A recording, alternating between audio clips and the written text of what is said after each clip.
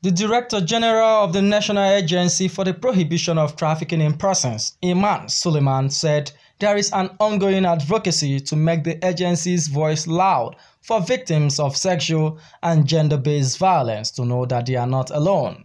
Sulaiman, who stressed the need to empower vulnerable persons facing one form of violence or another, called for support to implement the Violence Against Persons Prohibition Act.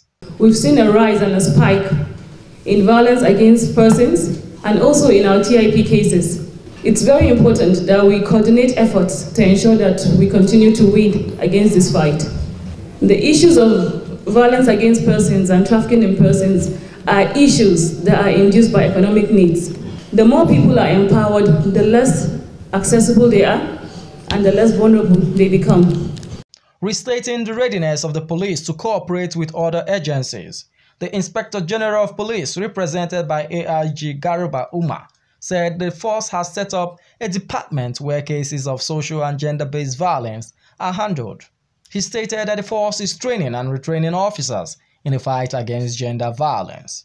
The IGP attributed the failure of implementing the act to weak information sharing among stakeholders. The force gender officer has been directed to regularly coordinate and collect SGB data across the police commands and formation, including FCT, to ensure the force have a mere accurate data of SGB and violence against children.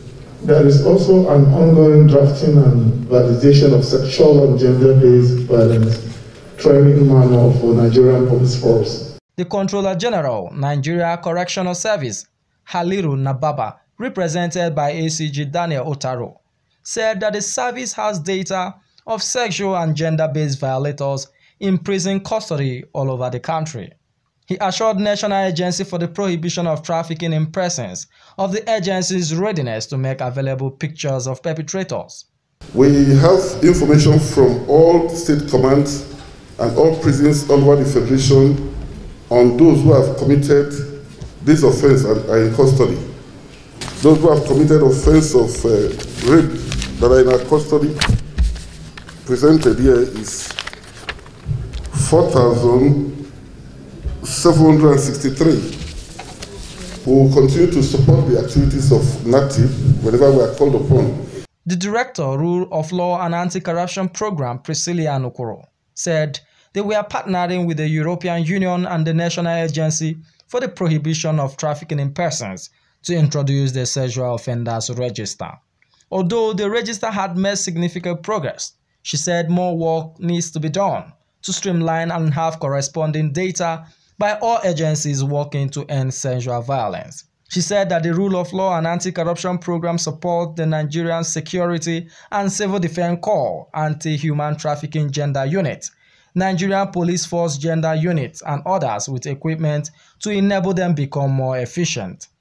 In order to support Nigeria's fight against sexual and gender-based violence, the European Union, through its Rule of Law and Anti-Corruption Program, which is implemented by the British Council, has supported the National Agency for the Prohibition of Trafficking in Persons and other security agencies to develop and establish a sex offenders register in line with Section 1, Subsection 4 of the Violence Against Persons Prohibition Act of 2015. The meeting ended with all stakeholders promising to do more in realigning and sharing data across all agencies with a view to ending all forms of sexual and gender-based violence. Obomano Marvelous, Signature TV, Abuja.